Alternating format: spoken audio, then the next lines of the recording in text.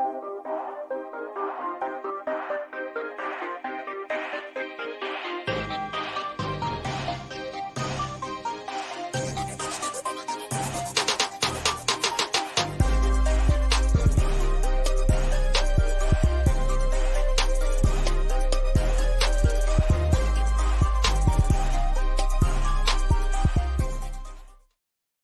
I know. I was flipping banners trying to get stuff squared away. Sorry about 90. Sorry about 906. Like I said, I was flipping banners and trying to get stuff squared away. So, morning ropes, morning Dell. So, how was your night last night? I know how Dell's was. Why don't we just go ahead and start things here? We'll work our way forward as to the rest of the morning. So, once again, courtesy of our friends at 92.9 The Game and the Odyssey app, a very long evening ended this way. Action continues at the goal to our left. Can Cohen be the hero? Malloy behind the ball, left to it, strikes it. Save! Save! Save! Over the crossbar! Atlanta United wins in penalties! Josh Cohen is the hero! Atlanta United down to the final kick of the shootout. Cohen makes that save, and then stones Aaron Malloy, and they're going to the quarterfinals of the U.S. Open Cup in incredibly dramatic fashion. There you go. So Josh Cohen comes up big in a couple of different occasions, and we'll get into the X's and O's of it, and we'll get into the numbers. Tyler Pilgrim coming up in a couple of minutes. And Tyler had kind of a double reason for Charleston. And we'll get into that too. But a big win for Atlanta United in U.S. Open Cup. They are now 3 wins away from a trophy. Morning, Alex. Morning, Abby. Morning, Derek. And it was, I think, a statement and a reinforcement of the academy and the twos and what Atlanta United is building outside of bringing in the talent that they bring in. 9 changes in the starting lineup. And show of hands, and I want you to be honest as we're in opening kickoff. I'm just going to go ahead and yeah, Unc, we'll get into that. And Unc, I know that we need to hook up as well when it comes to you and your scarf. So like I said, DM me and we'll get it all squared away. Last night, 9 changes coming into the starting lineup for Atlanta United, considering that it is 9 matches in a 30-day stretch. 9 matches in a 30-day stretch. And I'm thankful that Mike and Jason did that math. So you end up with all of this activity. And last night for Atlanta United, it was a young lineup. I'd love to know what the average age of the group was. But the starting lineup, and you had some folks playing in some unfamiliar positions. Josh was in net. Your back 4, left to right. Ronald Hernandez, who wore the C. Luis Abram, Efren Morales, Matthew Edwards. Midfield, Nicholas Firmino, Ashton Gordon, Dax McCarty. Up top, Edwin Mosqueda, Jamal, and Luke Brennan. Your bench, Q, Alan Carlton, Stian Gregerson, Brooks Lennon, Daniel Rios, Bartok Schlich, Aiden Torres, and it was Williams as well. So that was your starting lineup. So Maddie Cruz, have you officially recovered from last night? I took my nap. Everything's fine. You wanted to know the average age. According to SofaScore, Atlanta United's average age last night on the pitch was 25.4 years. Okay. So that's that is not old, as the kids say. That is not old at all. But no, it's not. You ended up with a very, very young lineup. But looking at what happened last night, you got to see a lot of folks put in a lot of minutes. And I think we can now figure out who may and may not be around for the matchups happening simultaneously on the weekend involving Atlanta and LAFC and Atlanta United 2 heading up to Chattanooga to take on Chattanooga FC. I think we can figure out by the amount of minutes who might be active, who might be in an ice bath, and who will be just kind of taking it easy. Oh, yeah, absolutely. I mean, I'll say it yesterday. I said it on Twitter and I'll say it now. I don't know what anyone's talking about with the younger players not playing well. Mhm. They played their, excuse my language, they played their asses off. Well, no, that's what we have the explicit warning for. They played I thought they looked arguably some of the better players on the pitch for us. I mean, you had Ashton Gordon playing a position that he's never played in, as far as I'm concerned, playing in number 10, and he played it really well. And then you also had Matt Edwards, Luke Brennan absolutely going crazy on the right wing. I mean, oh my God. Yeah. Aiden Torres stepped up huge. He was wanting the ball. He wasn't shying away from any of it. I mean, and Carlton stepped up huge as well. So I'm really impressed with the younger players that did step up into this match and had an impact. Because I thought when Carlton came in, he really brought a spark. And honestly, if it was up to Carlton, I think he might have put one in the back of the net himself. Yeah, and you know, it's been fun to see Allen's development over time. Where, yeah, he probably still needs to gain about 15 pounds or so, but you see what you're seeing with Allen. You're getting that little. You're getting the flair. You're getting the sandpaper that's attached to him as well. It's like, you know, I still remember early in Allen's time with Atlanta United 2 when he got checked into the ad boards in Birmingham. And that kind of, I don't know if that was the moment that kind of flipped the switch for him, but he literally got checked into the ad boards by one of the Croniali brothers. And from there, I thought that Allen hasn't taken any guff. He has taken nothing from nobody about nothing. And so he's more than happy to sit there and dance around you and force you into making a mistake, but he's not going to back down from anything. And to see what we got from Allen last night, you know, coming in off the bench, I mean, you got to see a lot of young folks, and it was a lot of folks who put in 120 minutes too. And you know, when you get to, like I said, I've not played the game professionally, so I do not know what it's like physically. But we've all been pushed to our limits, whether we're, you know, playing pickup or doing whatever. You know, you with your kickboxing classes, you know, I'm sure that you've hit a wall when you've done those kinds of things. By no means is it an active comparison. But in our lives, we have always hit that point where we think we've hit our limit. And then you find out that you haven't. And you can continue to pursue and pursue and pursue. And we got to see a lot of that from a lot of young players last night. And it was really, really cool to see Atlanta United and especially the younger players respond the way that they did. Absolutely. And I mean, don't get me wrong. Charleston Battery had us beat in the first half. They did. Dell's right. They came into the first half and they really trampled over us. And it was hard in the first half. The second half, we responded very well. If you look back at the second half of that match, Brennan played really, really well. He was throwing in crosses. Him and Edwards were connecting really well. Again, it's a bit of a broken record, but the issue is finding that final third.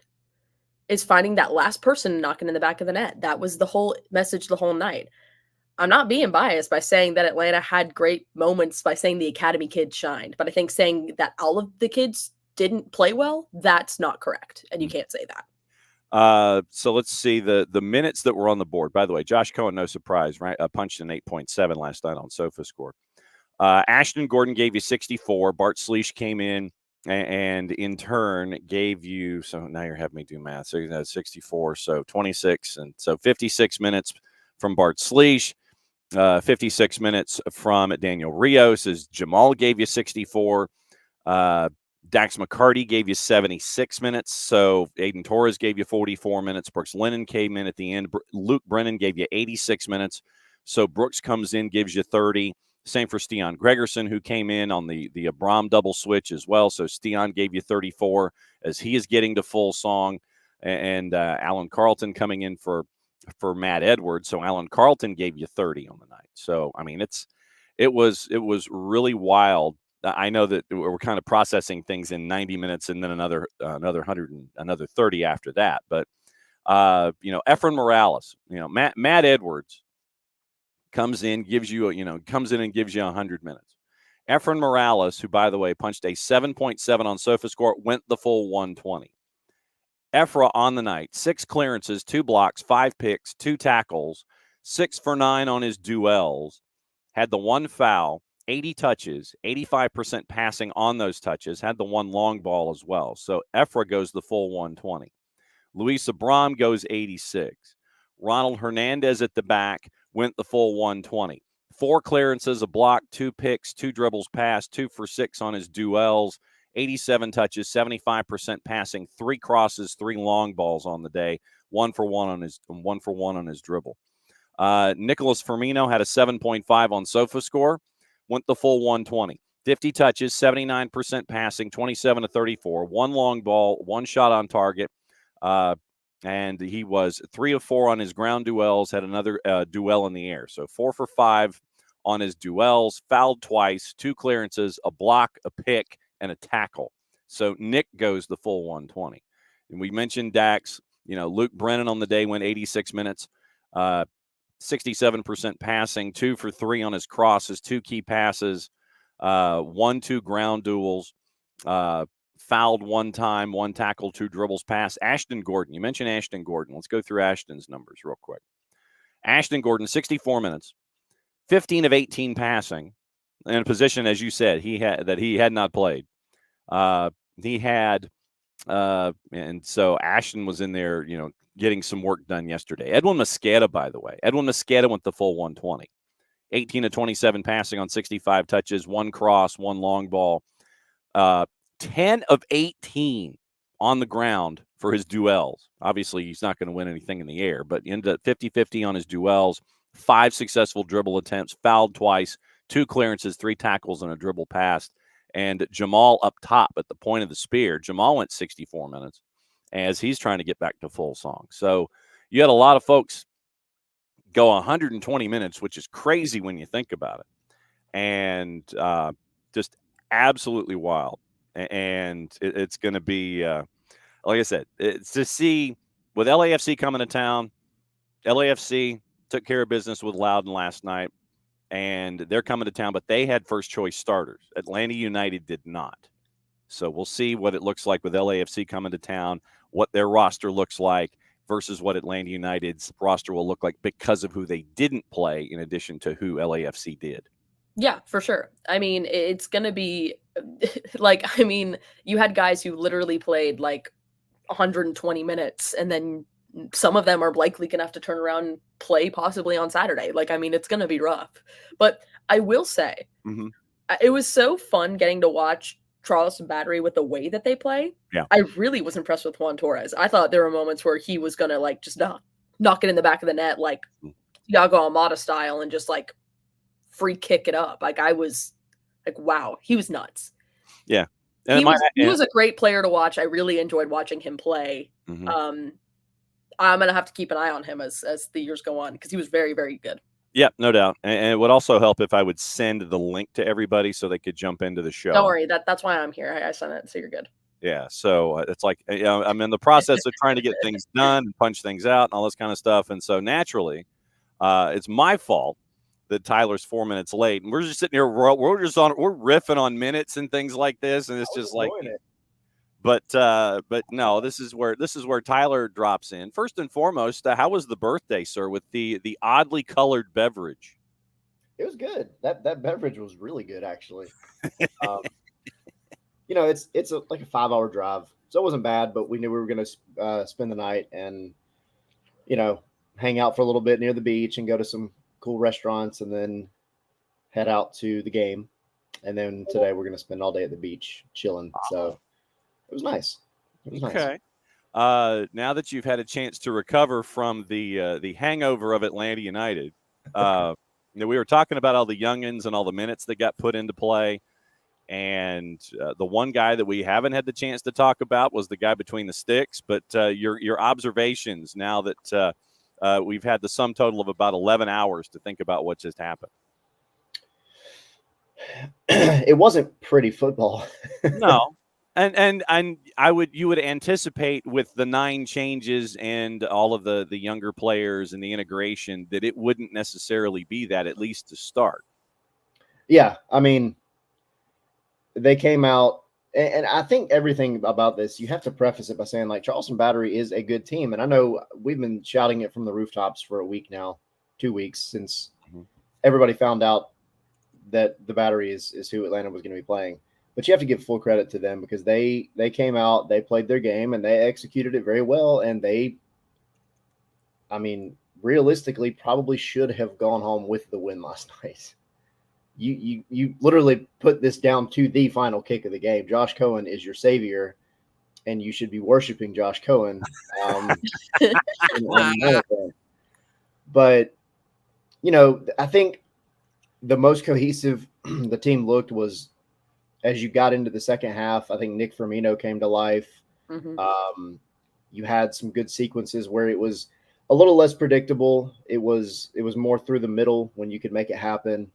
And, you know, it was choppy because, again, you got tons of rotation, which you expect out of an Open Cup game regardless, right? When you have that much rotation on top of, like, you know, you're having this rough go of form just in general, it's a kind of a tough pill to swallow at times. But regardless, you came out with the win. You move forward. This is a competition where anything can happen. We all know that. Last night we had a flat soccer ball in the middle of the match. I don't know if that showed up on the TV, but just like random things. Yeah, those of us who were keeping an eye on things noticed that it was kind of a deflating experience at Patriots Point. It was actually really funny when Dax received that ball. You could tell something was up with it, and then he was just like, "Hold up," and he just like stopped everything. And then somebody went to go kick the ball, and you could hear it. Like, it just kind of was like a doink. It didn't go anywhere, and it hit the ground, and it just, like, didn't move again at all. But that was, you know, but again, it's the Open Cup. What do you expect? The magic of the Open Cup, everybody. Yes. Maddie, for Tyler. Ooh, okay. I'm like trying to, like, as he drinks his recovering cup of hotel coffee this morning. Yes. We touched highly on some of the younger players, obviously. Who stuck out to you from those players that did step up and made the trip with Atlanta for this game? Efrain Morales, for sure. I thought Efrain Morales was, like, honestly one of the best players out there. I thought Luke Brennan did pretty well. I think he to me, he has so much talent.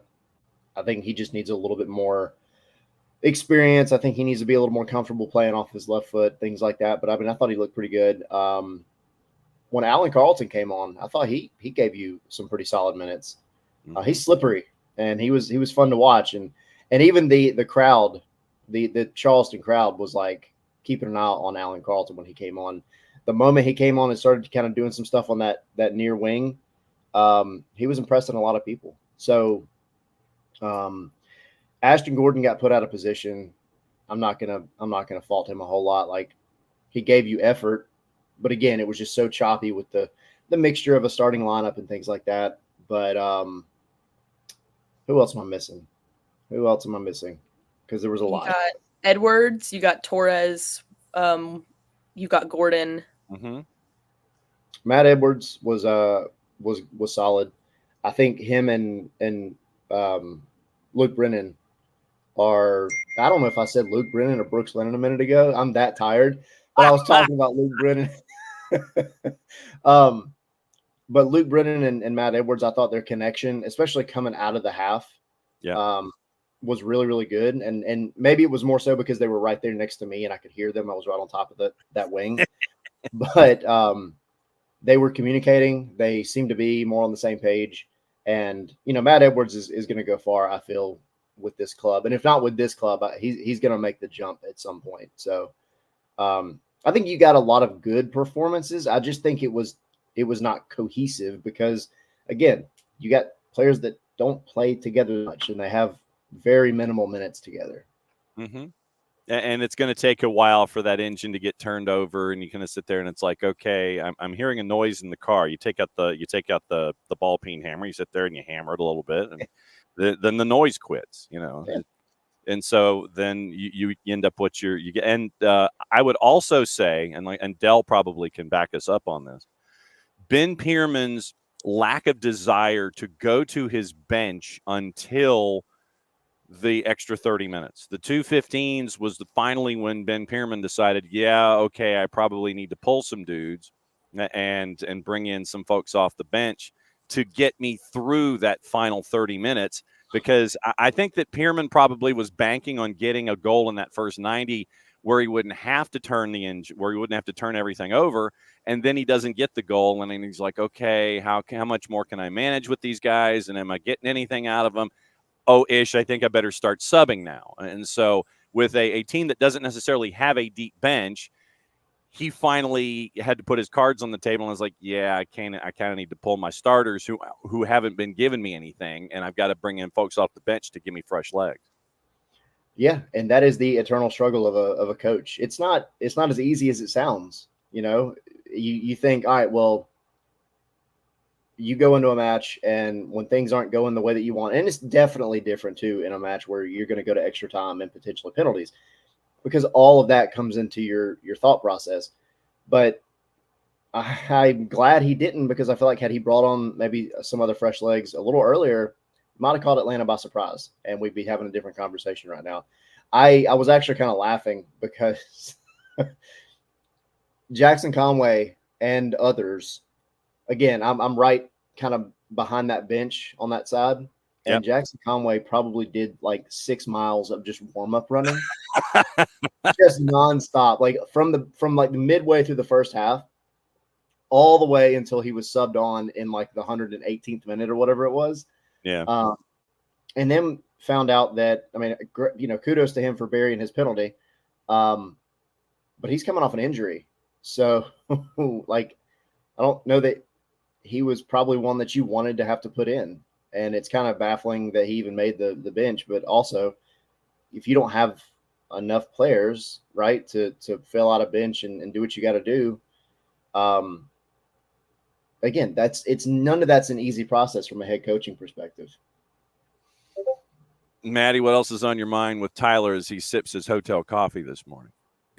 I do want to ask you a little bit about Charleston, just about their playing style. Who stood out to you in that matchup for Charleston? Anyone that you saw there? Like, what did you see from that side from last night? I'm going to get some of these names wrong, but because I don't have it pulled up in front of me, but Dos Santos was very active on, I guess it would have been their left side, if I'm not mistaken. Mm-hmm. Yeah, Nathan Dos Santos went the full 120, 6 clearances, 3 picks, 6 tackles, 10 of 12 on his duels in the overall, 77% passing on 82 touches, 3 long balls, and 2 successful dribbles. So he had a busy night. Yeah. He was active. He's also very much and then this is coming totally from the perspective of somebody that doesn't watch Charleston Battery on a regular basis. He seemed very much a leader. I mean, he was very, very talkative, and that's not just because I was right there. I kind of kept an eye on him throughout the match, and he was very much, putting his voice out there, directing folks, and trying to make things happen. Their bigger center back, I think he was their right center back, if I'm not mistaken. Leland Archer? Yes. Okay. Didn't get beat a ton. I mean, obviously, you keep a clean sheet and go to penalties, you're doing something right. Yeah. But he was giving everybody on that side a tough time. He was making it difficult for Atlanta to get anything going, especially up the middle. And that's a credit to obviously their entire defense and their structure. But, they did well. They were disciplined. And I think that's maybe one of the things that stood out more than anything is just how disciplined this team was. They came out with the game that they wanted to play, and they executed it. They had more shots than Atlanta. They definitely had more dangerous shots. They made Josh Cohen work. And I see Dell in here. He mentioned coming up to this match that their main goalkeeper probably had his nose broke in the Birmingham match. Yep. And he was walking around in the stands right next to me. And sure enough, I was like, oh, that's him, because he looked like he put on sunscreen and forgot to wipe it in. It was just that's Adam Grin was for you. Yeah, that was Adam Grin was. Yeah. So I mean, those are just two of the names that kind of stood out to me. I was maybe sadistically wanting to see Markanich do more than he did. I didn't want to see it because I didn't want Atlanta to lose. But True. I mean, he's a good forward, right? I mean, I think he's still in the Golden Boot race, if I'm not mistaken. Yeah. But Atlanta did a good job shutting him down as well. So you got to give credit where it's due. Yeah, Markanich and MD Myers did not have good evenings. Markanich on the night, 87 minutes, 30 touches, 13 to 22 passing. So only 59% passing from Markanich with 22 passing attempts. 2 long balls. He was 3 of 6 on his duels, 2 of 5 in the air, 1 successful dribble, depossessed 12 times, and fouled once and had the 1 dribble past MD Myers. And to Dell's point, Markanich and MD Myers are far different than Jake LaCava and Jackson Conway. Myers on the night played the full 120, had the 2 shots on target, 1 shot off target, 38 touches, 14 to 20 passing, 2 key passes, 1 cross, 2 for 9 on his ground duels. So he was 3 of 12 overall. He was depossessed 12 times as well. 1 fouled twice, and 2 offside. So MD Myers and Markanich, they were kept in check by Atlanta United on the night. And Dell was mentioning Aaron Malloy. Aaron Malloy, he was a pain in the you-know-what for Memphis 901 last year. And now that he is there on the day, get this, Malloy being the fulcrum that he is, 110 touches on the night, playing a full 120 minutes, 76 of 90 passing. I can't remember the last time I've seen a number that high. 84% on 90 pass attempts, 4 crosses, 8 long balls, 8 of 13 on long balls, 4 for 10 on crosses. Then he was 6 of 13 on his duels, but he was dispossessed 20 times, and he had 4 tackles and 3 dribbles passed. So Aaron Malloy, definitely somebody to have in the spot shadow going forward for Charleston Battery. And the point that I was making to Maddie before she finally sent you the link to log into the show this morning is that we know, or at least we now have a better idea with who played 120, who we're going to be seeing, who might be on the bench, who might be sitting down, and who will not be playing in Chattanooga as the Twos go to Fort Finley to take on Chattanooga FC. I think that with these 120s that we saw across the board, some dudes are going to be putting their feet up, or at least walking around in flip-flops with ice bags on their knees this weekend. Yeah, and Pineda said it after the match when we talked to him. You know, some of this was planned. You know, some of the subs were already planned. The one that I hate the most that you had to do, honestly, was Brooks Lennon. Yeah. Brooks Lennon, about 15 minutes into it, he looked gassed, and that's unusual for Brooks Lennon. I forget the penalty, like, because that can happen to anybody, right? Like that, it's a penalty shootout. Who knows what's going to happen? Mm-hmm. I am not knocking on Brooks Lennon for missing the penalty. It'd be what it'd be. But I hate that you had to use him because you're going to definitely need him against LA. And, you know, I mean, again, I know he came in at a reasonable time in a match, but you didn't want to have to go to 120 minutes. And he looked tired. But I think it's pretty obvious, like, we're not going to see Efrain Morales. Not going to see Nick Firmino. Not going to see Edwin. Definitely not going to see Edwin. So, like, there's definitely a handful that you're 100% not going to see this weekend, or with the Twos. But some of them are going to have to give you a little bit extra. I mean, you're going to see Slish, right? Miyumba didn't make the trip. Saba didn't make the trip. Shonda didn't make the trip, that tells you a lot there as well. Mm-hmm. You're not going to see Dax. You might not see Dax for like 2 weeks at this point. Yeah. So, I mean, it gives LA a little bit of an advantage, even more so. And this is where the team's going to have to, they just got to dig deep, and they've got to get a result. And it doesn't matter if it's pretty or not. They're going to have to come out of this one against LA just having visions of ice baths and whatever else. Last night, it took LA a little while, but LA took care of business against Loudoun. It was 1-0 at the break. They scored 2 in the second half. I think Loudon finally ran out of gas. Denny Bouanga last night gave you 79 minutes. So makes you wonder. Tomas Angel was also up top. He gave you the full 90. Christian Oliveira started last night. He gave you 65. So that's your starting three up top. Bogish last night gave you the full 90. Ilie last night started, and Ilie only played 23 minutes. So that's got some spidey senses going on there. After what happened with him, and Atuesta came in to take Ilie's place after 23 minutes. Timothy Tillman started last night. Tillman gave you 65. Backline was Omar Campos, Eddie Segura, Maxime Chanot, and Sergi Palencia. Palencia, you're kind of used to seeing. He gave you 79. Eddie Segura playing at the back gave you the full 90. So it will be interesting as I raise the people's eyebrow and kind of squint a little bit, because of the minutes that you see from a lot of their big guns here to get to that next stage in Open Cup. It makes you wonder what it's going to look like. And then obviously spot shadowing Ilie coming out after only 23 minutes. Just early returns on What's that? Just early returns on my staring at their lineup quickly and doing a dime store analysis. Yeah. I wish they had gone 120 like Atlanta did. But no, I mean, they're going to come here because it's not as if LA is having the season that they've had the past couple of seasons, right? Like they're solid, and this is not going to be an easy game at all for Atlanta. Right. But I think LA is feeling like they've got something to prove as well, considering the moves that they have made and the moves that they're about to make in the summer that are already official. So I wouldn't be surprised if the message is very similar to Atlanta's in terms of, yeah, I understand you just played pretty decent amount of time on short rest, but we need you to go give us something. Give us something and make the most of the minutes that you're getting. So, yeah, we'll see. But it's at home. Knock on wood. Knock on wood that the magic returns to the bins and you can come out with something good. Yeah. Josh Cohen. I mean, we hadn't had the chance to talk about Josh and what he was able to do last night. And Josh's numbers are courtesy of our friends at SofaScore.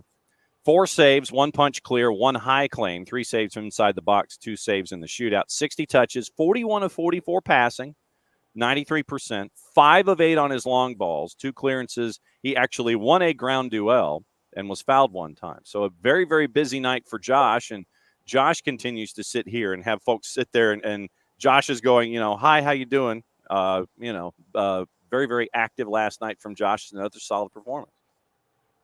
4 clean sheets in a row. So let me take one step back. I got to say this because Maddie asked me about the Charleston players. I'll give you my man of the match for Charleston. Yeah. Because as I sit here and I'm drinking my coffee, I'm remembering I'm having a little bit of PTSD. The Sand Gnats in Charleston were the man of the match. Absolutely murdered me. Wow. Murdered me. Wow. I didn't realize they were going to be that bad. I mean, been in and around the beach. I know how bad they can be. But not thinking about being inside of a soccer stadium on a little patio, didn't think I was going to get destroyed like I did. So let me get this straight. So you didn't take your 12th man. You didn't take your SPF 50 to the ballpark. Nope. And you didn't take your dryer sheets to the ballpark. Nope. So you were 2 for 2. I was coming in hot, and I totally look, the sunscreen, that was my fault. I ran out and I was like, whatever. I was not thinking at all about bug spray or dryer sheets or whatever. I wasn't thinking that way at all. And they got me. They got me. So if anybody comes to Patriots Point to watch a Charleston game, make sure you bring a couple of select items. All right. Yeah. Yeah. SPF 50 and bug spray. And slash dryer sheets. Yes. And Hutch is like, don't forget your DEET if you're going to Charleston. Man, well, and Dell's like, yeah, well, I was fine. Well, it's because Dell, you're used to it. Dell knows how to operate in those conditions. So Yeah. that's the fun part. I mean, but yeah, I mean, with LAFC coming to town, LAFC has not won a match on the road this year. I still don't know which Steve Cherundolo team we're going to be getting on a daily basis, because it's like you getting that one, you getting that one. It's like he's become more defensive in his posturing with the firepower that he has. Although he is bringing in one of the most handsome men in soccer, but that's down the road a little bit when Major League Soccer, for another marketing ploy, has the handsome men of MLS calendar, and it just seems to be all 12 pages of Olivier Giroud. But it's you just wonder what LAFC team you're going to be getting on a daily basis, and then you combine that with what we saw in the midweek with them having to compete in Open Cup, and you're like, I mean, I don't know. It's like Steve Cherundolo flipped a switch and went more defensive about a year ago, and I don't understand it. Yeah, because the output hasn't been there, right? And if you're an Atlanta fan, I think you're looking at this one thinking, all right, well, maybe they're going to be a little choppy in the way that Atlanta has been as well, because you've got kind of a mix and match starting 11 and 18 or whatever. Mm-hmm. So this is a really bad time for Atlanta to go try to play a team that's all of a sudden decided they wanted to be defensive, though. Yeah. Atlanta's got to scrounge out some goals somewhere and just get that feeling back, because it's not that the talent's not there, right? Like, it's not that. There's just something is not clicking with this team in the attack. And admittedly, LAFC, regardless of necessarily who they put out defensively, is not going to make it easy at all, even though you're at home. I get that. And that's what makes it hard to predict, too. And that's also, again, coming in from an Open Cup match, like, that's what makes these kind of like double match week, especially when you involve the Open Cup, where a team could play 120 minutes. You take all those factors into consideration, and the game after tends to be a crapshoot. Like, it really is kind of a coin flip. So you've got to go and be less predictable in the attack, I think, is going to be one of the bigger things. Hopefully you can get, Almada back for a little bit of time, just to give you a little something different. Maybe so basically what you're saying in the attack is that Atlanta United has to kind of do this. Like Macaulay Culkin in Home Alone. Yeah. They just kind of run down the stairs and that kind of thing. Yeah. Okay. And maybe a little more inside and not out to the wings as often. Be a little less predictable out here. Be a little, more engaged right through the middle. Yeah. Take a shot. We saw what happened with Slish when he decided to take a shot last weekend. it turned out well. And I think that's a lot of it. I mean, this is no like super involved technical, like, formational genius kind of chat, but like when you put your foot through the ball and you send it towards the goal, some good thing might happen. And Atlanta's just not putting tons of shots. They're sending in great crosses. They're getting into the final third, but they're not putting the ball towards the net as much as they need to and making a goalkeeper work. Mm-hmm. And I think sometimes it just requires you. Yes, there we go. I don't have a whiteboard. See, that's the thing, man. It's like you gotta have the whiteboard. I know. I didn't pack it and bring it. But yeah, put ball towards net more often. Put ball towards net. Yes, we shall see. Put ball towards net. I like that. All right. So, what else is on your mind? See, we haven't had the chance to talk since Nashville, and then you did, as a part of our Formational Genius chat, you did mention, put ball on boot and use outside of boot and have it go past Joe Willis. Now that you've had the chance to digest both Open Cup and Nashville, now we talked a little bit about LAFC, we talked about Open Cup, but going back to Nashville, now that you've had a couple of days to think about it and apply it to what happened last night and apply it to what might be happening this weekend going forward against LAFC, what are some of your thoughts? I mean, I kind of said this on our spaces last night, and I was met with some disagreements. But gee, what a shock. I know, right? Let me get me started. But you take Nashville and you take this match, and it may not be trending upwards in the stock market way that you want it to go, Right. but you've gotten two results, right? Like you got a result on the road against Nashville, which, taking all the other stuff away, that's still good. Like, yeah, 3 points would have been great. 3 points would have been better. We know this, but you still went up there and you got something, and it could have gone either way. It really could have. Then you go over to Charleston, and you scrounge out one of the most nail-biting wins you probably could have had. But you got the win. And Pineda said it really well last night, I think. I asked him, like, what is the mindset now going to LAFC? And what do you kind of tell the team? And he said, it's always easier to go into like recovery mode and get guys the time they need to recover fully, coming off of a win, but especially a win like this. And he mentioned at the last Open Cup match, like sometimes it's one of these kind of matches that can be the springboard. And if you're an Atlanta United fan, like that's what you have to hold on to, because we can sit here and talk about the negativity, whether it's the coaching, the players, whatever you want to put it on, GG, this rumor, all this stuff, but you got to hold on to something. And you got to just hope that you've stopped the free fall and that you can go back home and handle business inside Mercedes-Benz Stadium. Because if you're not holding on to that hope, you didn't watch Ted Lasso, and you need to go watch it and give yourself something to hold on to. Ted Lasso is arguably my favorite show of all time. My car is literally named Roy Kent, so I don't know what y'all are talking about. Forgot about that.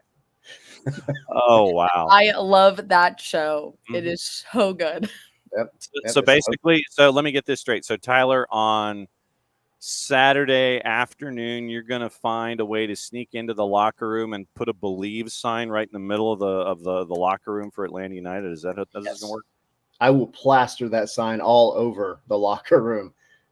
We're going to come in there after the fact, and it's going to be yellow and blue. New color scheme. Yes. Well, it fits with the Resurgence kit. Yeah. Well, what you do is you do white and blue, and then that way you're tied into the Resurgence. There you go. I like it. All right. So, Maddie, what else is on your mind? I know you've got to leave at the top of the hour along with Tyler, but what else is on your mind with Tyler this morning? Oh, gosh. Man, I don't really know. Okay. I feel like we kind of covered everything, but okay. I mean, geez, it was so funny though. Like, obviously Josh Cohen, Open Cup savior, but I mean, when we went to penalties, I wasn't really worried. After obviously, Battery got the first save with Lennon, I was like, oh no, I was like a little nervous. But with Cohen behind net, I didn't really know, because like he did it with the twos. He did it with the twos. He has the saves that he's been able to do. I mean, very, very fair that he is our Open Cup hero for yesterday. So it has evolved from Open Cup hero Brandon Vasquez to Open Cup hero Josh Cohen. Is that how this plays? As of now. I mean, absolutely. Okay. So far in Open Cup, it has been, it's been fairly chalky and not necessarily a surprise. You ended up with Atlanta winning NYCFC 2 on top of the parking deck at St. John's. They drew an early red. New Mexico United got the win. Sporting Kansas City in Overland Park beat FC Tulsa, put 4 on them after a red. Sacramento, I thought that division was going to go through Sacramento. Sacramento was tied at 2 after 90 minutes. They beat San Jose 4-3. And then LA beat Loudoun 3-0 last night. Tonight it's Indy 11, Detroit City, Tampa Bay, and Dallas as a part of the discussion. It will be interesting to see how the draw works its way out and what it might look like for Atlanta United in the next round. Who do they send wayward? Basically, is the question. Seattle and Phoenix, you figure that you won't be touching anything there, but you wonder where that scheduling quirk is going to be now with the teams that have advanced, plus what could happen tonight. Yeah, I mean, let's see, because Tampa Bay, Dallas, that one, I mean, that one's not going to stand out either way. I mean, Dallas wins. I guess that's that's going to be travel one way or the other. I don't know. There's somebody that's going to get shafted on this one for sure, and I don't know who is the most likely. I mean, I guess technically Loudon as well. Loudon could end up having to make a significant. Loudon's been shafted already. Yes, they have. Loudon got shafted by having to go all the way out to LA and just go. Gee, thanks for putting us in that division. Yeah, we appreciate it, guys. Yeah, yes, high and hearty salute. And tonight, Indy 11, Detroit City, Tampa Bay hosting Dallas, Seattle hosting Phoenix. Indy 11, no surprise, favored at home at a -135. Tampa Bay is an underdog at home at Al Lang against a Dallas team that's just not very good. Dallas is a +148, and Seattle at Starfire a -175 as Phoenix come to town at a +407. Chalk. I mean, LAFC was a -1,000 last night. Sacramento and San Jose went to extra time, but they were a +250 on the draw. Sporting a big favorite. New Mexico United a big favorite. Charleston and Atlanta United, by the way, a +277 if you went 90-minute draw last night. So that was if you were into juice boxes and you went that direction, you had a successful evening, at least in the early sections. Yeah, you did well. And I thought it was interesting because I know a lot of the chat over on our Discord and stuff was Atlanta is being considered as the least favorite to win this match right now, which I thought was really odd. I mean, I guess with taking into consideration form and all that kind of stuff, but I think when you look at an MLS team versus a USL team, regardless of your feelings on which team is better, because Charleston's a great team and Atlanta's having a bad run of form, you tend to expect the MLS team to be the favored one. Right. But that wasn't the case, at least last night. What's going on at Scarves and Spikes, sir? So I'm gonna be at the beach today. So there you go. No, Sydney and Tommy are gonna be holding it down. They're gonna do the show tonight at 7. Working on a guest. You're not doing it from the beach. You're not gonna be. I may make a cameo. I don't know, or I might be swatting away sand gnats. I'm not sure yet. Well, the happy late birthday. Thank you. I appreciate it. And I enjoy the beach. You feeling a year older? Yes. I felt a year older last year. No, I'm excited though. It was nice to get away, chill. I know people are like, it was funny. I mentioned it to Pineda last night. I was like, yeah, it's my birthday. And he's like, and you're here? I was like, yeah, man. Like I get to enjoy a soccer game. Like regardless, I know some people consider it work, but like I love soccer and I got to come out here and enjoy a new field I've never been to and hang out and with the family and I get to go to the beach tomorrow. Like make it a dual purpose trip. So that's what you do. Yeah. Awesome. Met Dale, by the way. Shout out to Dale. Yeah. There you go.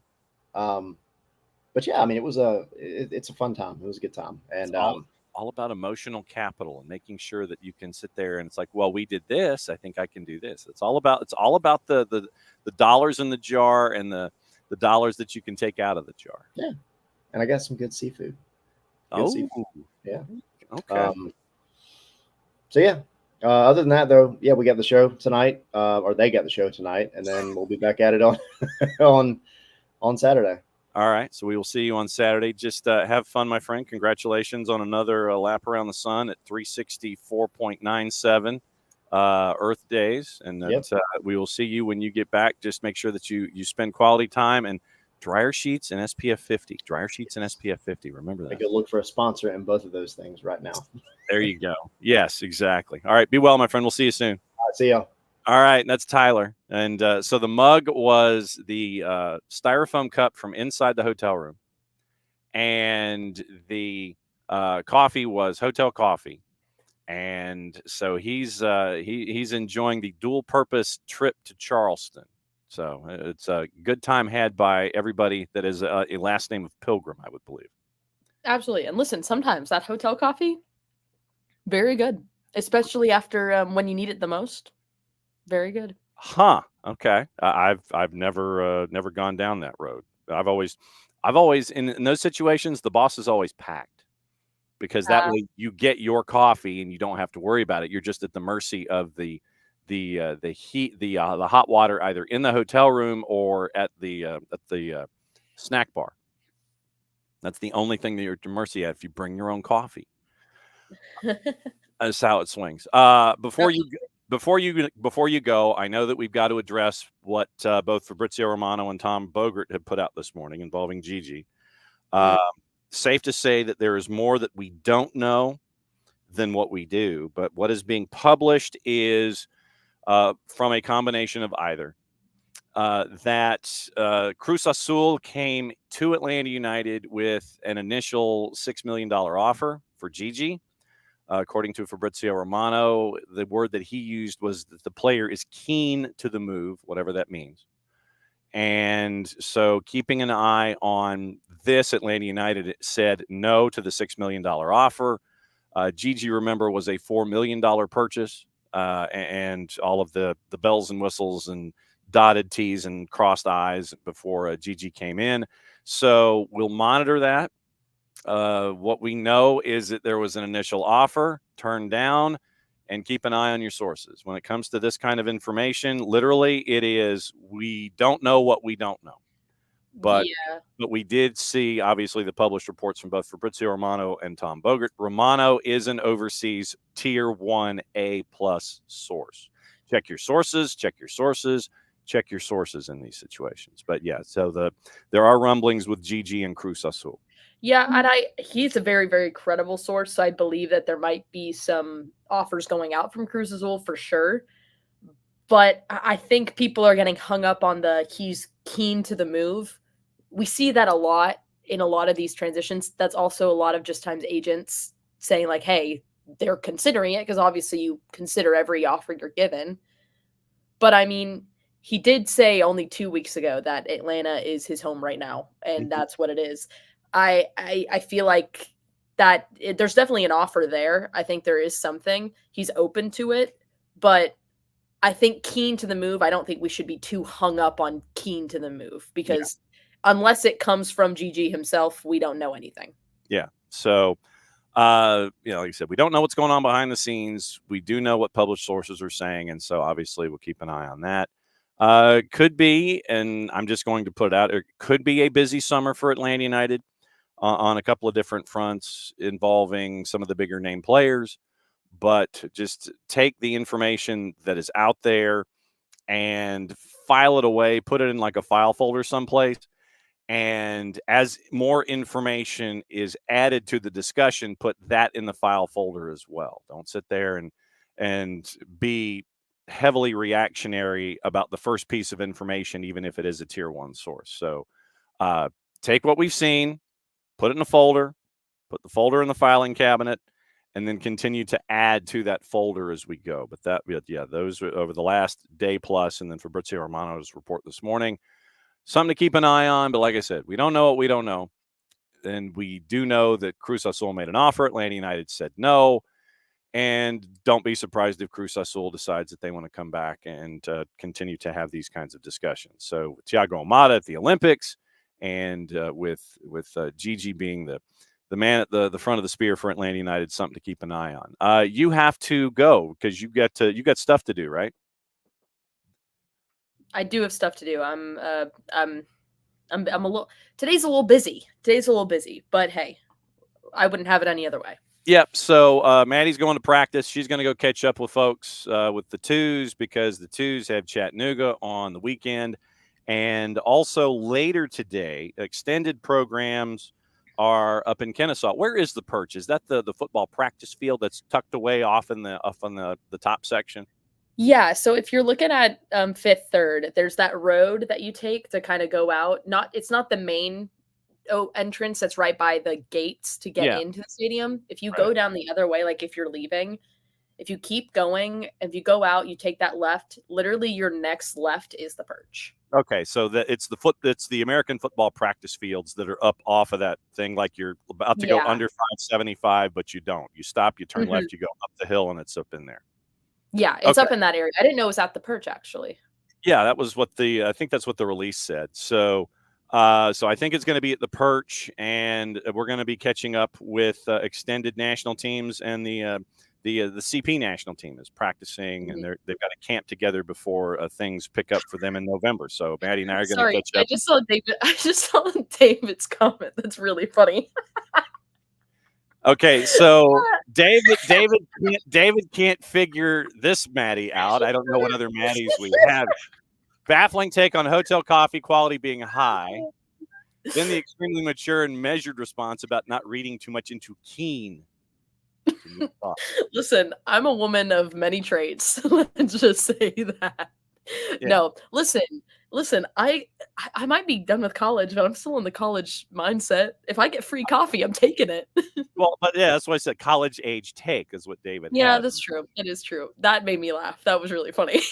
So yeah, well, Maddie is anything if not three-dimensional as an individual. So she's that's why she fits in so well, because she puts up with all of our ish on a daily basis. So Maddie and I this afternoon are going to catch up with the CP national team, and we'll have some interviews that will be out this weekend. They're having their camp, getting ready for activity in November, but they're having their camp up at Kennesaw, and so it'll be really cool to catch up with the CP national team and find out what's going on there. There's a couple of local products and some high thoughts and about what the CP national team wants to do on the world stage. And so we're going to be up there at the camp today. They have camped there all week. And so I'll be up there tomorrow with Maddie. Maddie's going to take her SPF 50 and be up there tomorrow as well. And we're going to piece it together, and we're going to have a CP camp review and catch up with some of the folks, and that'll be up this weekend on the network. So it's past 10 o'clock. Get out of here. Alrighty, y'all. Have a great day. I'll see y'all hopefully tomorrow. Yeah. Hey, that's up to you when you want to punch the button. So it's all up to Maddie when she wants to come in. So yeah, tomorrow is the traditional Thursday. Nico joins us at 10:30, and we've got stuff to talk about all over the place. But yeah, so Maddie's off and running, and she's got stuff to do. So we're going to let her go. Otherwise, we're going to keep talking to her. So Maddie's out of here. Bye. Bye, y'all. All right. So there goes Maddie. And so there's Maddie, and she's heading to practice to catch up with the twos after what happened last night. And so we'll catch up with them because they've got a matchup at 7 o'clock in Chattanooga against Chattanooga FC. Boys, there are going to be a lot of academy kids on this roster filling up spaces and things. So it will be interesting involving the twos this weekend. It'll be interesting involving Atlanta United this weekend. And with schedule rotation, 9 matches in 30 days, and you're still alive in Open Cup after what happened last night. So absolutely crazy. And so we'll see what continues here. The draw, let me see when the draw for the round of 8 is. Let me see if we know. I would imagine it's going to be tomorrow afternoon-ish. They'll always make the big announcement and figure out what it's going to look like. I'm sitting here scrolling, trying to see if there's anything quickly involving, okay, when's the grade 8? Every game of the round of 16 live. I don't care. Wrapping up day 1, big deal. We already talked about that. So I think it's going to be tomorrow, but whenever it's posted, we'll let you know what the draw is. And LA, Sacramento, man, LA and Sacramento, if that happens in the next round, that's going to be heavyweights. Sporting, New Mexico United, Atlanta United, they've advanced. 3 more teams advancing tonight. Seattle, big favorite. Wouldn't surprise me if Seattle played, if Seattle was involved. Seattle and Sacramento, that'd be huge. Any team going up against, and that's the thing that we talked about in the first hour. Eastern Conference, we know that Charleston has started out the season undefeated. First 10, no losses. Same for Sacramento. Sacramento quietly, because we're here and they're there, has been assembling this squad. Getting Trevor Ammon, I think, last year was a big part of continuing their offensive successes. They're doing well. They haven't lost a match out of the blocks either. And so I know everybody's sitting there and looking at, man, if we could get Charleston and Sacramento in a final, that'd be huge. Yeah, it would. But Tampa Bay and FC Dallas, keep an eye on Tampa Bay tonight. I don't know what FC Dallas is going to bring to the table? Are they going to try and look at this and throw everything at this matchup because they're X number of wins away from winning a trophy on a substandard season in the Western Conference? Or are they looking at this like a nuisance and they're like, crap, we've got to fly to Al Lang and play Tampa Bay tonight? Indy 11, I think, is a big favorite tonight for a reason. So you could add, Indy 11, Seattle, but I think keep an eye on Tampa Bay. Tampa Bay is an underdog tonight, and see what's going on with that particular matchup. And yeah, Dell, I'm fine. Everything is fine. So now that we're in hour number 2, there is a lot of business to talk about here this morning. A lot of transactions and things. A lot of news of the AM. And whatever's on your mind this morning here on a Wall Pass Wednesday. That's what Wall Pass Wednesdays are for. Dylan Butler is busy with Spring Sports, Varsity Media on the YouTubes, Dylan_Butler on the Twitters. And so we're letting Dylan study. So it's just us here for hour number 2. Morning Ropes, morning Dell, morning Derek, morning Unk. And and Unk brought up the Gigi rumor, so we'll keep an eye on that. Morning Abby. Yes, Ropes on to New Mexico United. Exactly, true. Morning, Tom. And Tom, about as boring and uninspired a win as you could possibly ever have. Well, hey, bottom line is at the end of the day, you won. You had a bunch of folks out there trying to figure out how to play with one another in a system and try to combat one of the most high-powered offenses in USL Championship. You got it done. Bottom line, you're 3 wins away from a trophy. Now you got LAFC coming to town. And Wiley, morning Wiley, Cohen making a solid bid for starter. Right, and Dell mentions Adam Grinwis being out last night with the Phantom of the Opera nose. All of the subs, Abby, did come in short of Quentin Westberg. That is true. All of them did. You had the 6 subs, and you had the 7 players. You had Quentin Westberg was the only player not to get in the matchup last night. And Dax did, in fact, blow the age curve. Let's see. I'm trying to see who else is Wiley talking about Mosqueda's touch.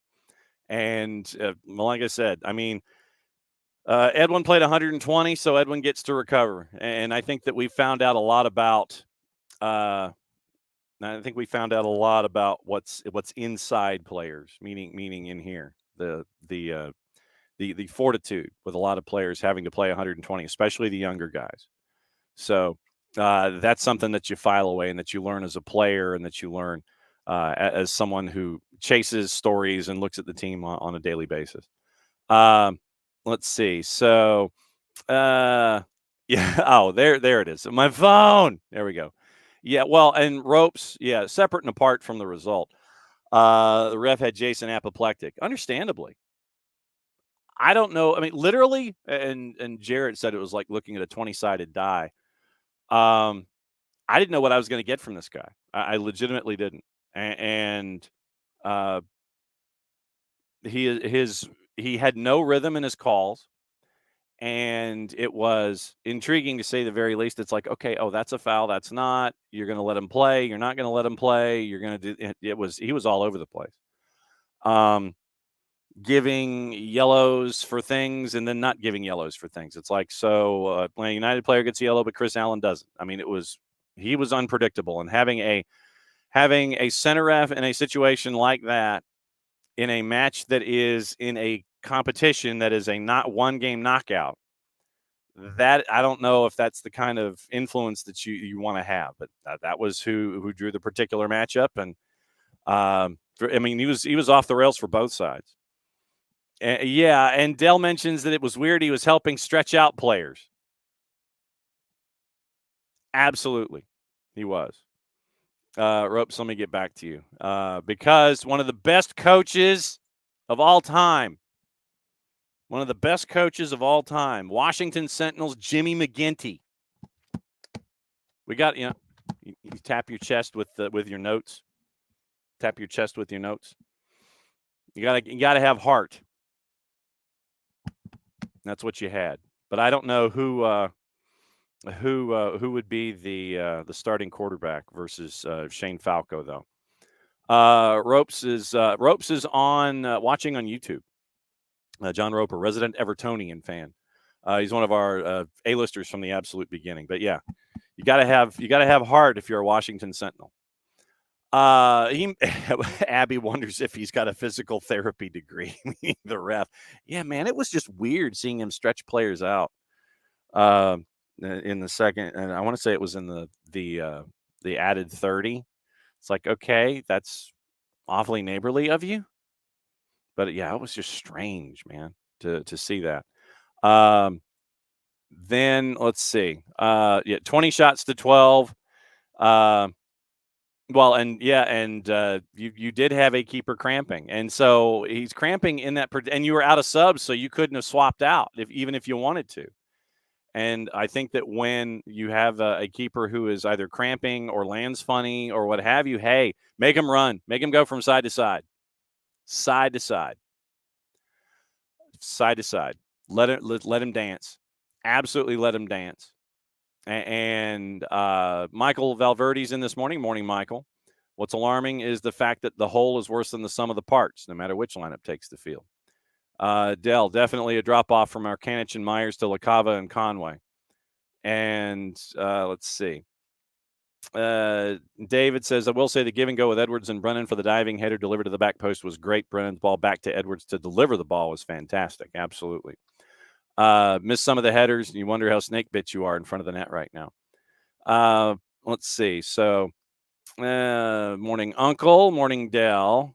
Dell says that there was an MLS Don Garber money bag banner on the stream. Did not see this. That would have been interesting. But of course, I think that if you have a camera crew on site, they're probably telling the producer, hey, this is here, and the producer, in a commercial break or something before the match is going, or you're looking and you're trying to get your cameras rack focused to where everything to your furthest point will be in focus and pull back. I'm wondering if that was noticed pregame, and then it was you kind of cropped your shots from that particular element with the money bag banner. Did not see that on the broadcast. Also, let's see. UPF 50 SPF is meaningless. Okay, thank you, Hutch. I didn't know that. Let's see. Morning, Hutch. Let's see. Yes. Well, and Dell mentions. And Dell mentions another one of the interesting characters in Charleston, by the way. Tyler, he was asking, and Dell was asking if folks got to see El Chapulín Colorado. And when I noticed that he was in the end zone, that he was absolutely in the end zone, I knew who that was, because growing up, there were, you'd have the Spanish channels, you have Telemundo, and then you would have the old Televisa reruns in the middle of the afternoon. You would see the originator of that character that you saw last night in the end zone in Charleston. You would see those half-hour programs, and it was slapstick, and it was supposed to be slapstick comedy where you had very, very old adults doing children's programming, and one of them dressed like El Chapulín Colorado. I'm trying to roll my R, and it's not really happening yet. But yeah, El Chapulín Colorado is part of TV lore in Mexico, and he is in the end zone in Charleston. So, it was fun to see that element of it all last night as well. Then Badger. Morning, Badger. Badger says, put shots on Lloris. Always good for one or two boneheaded plays a game. Yeah, that definitely has happened in the past. So, really, and not wrong. But like I said, I want to see what this lineup looks like. Apparently, Ilie out after a handful of minutes. And you had a lot of your big guns playing in the 80s. And I want to know how I want to know what the lineup looks like. I want to know how rotated they're going to be after what happened. And Emilio, another half season for a new striker to get integrated. I'll show myself out. Yes. Let's see. So Niall wants to bring in Zava. You don't want that kind of a black hole as a part of your as a part of your offense. You don't want that. So let's see. Who else am I missing? Let's see. Morning, Derek. Yeah, Ozzy was there last night. Ozzy was looking like he was enjoying life. He was even. It was a lot of the old guard was there for Charleston being honored. Very, very cool. And yeah, butter in the coffee. Yee, not happening. Alex, personally, if we even double our money, what's the point? You can spend $10 million and still not get the kind of output Gigi's given us unless he's wanting to leave. It makes 0 sense. But like I said, we don't know. We don't know what is in. I mean, what Gigi feels. We know what he says publicly, but like I said, there's a lot more that we don't know. We don't know what we don't know. And if he's keen on the move, he's keen on the move. If Cruz Azul's come to the table and they're coming to the table again, okay. I mean, if you can get 8 to 10 million and you get 6 with a percentage of a sell on, or if you just get 8 or whatever, if that's what the player wants and you want to do right by the player, then that's what we'll be keeping an eye on as we go. But like I said, we don't know what's going on. We just know what we're hearing from Fabrizio Romano and Tom Bogert. We'll keep an eye on it. Let's see. Let's see. Uncle's more concerned about quality pieces on the roster, not concerned about ROI. Emilio, bigger question is not the simplistic view of a one-off transaction. If we're in the business of just selling off every high-level player, and get another high-level player, is that good for the fans? But that's Emilio. That's what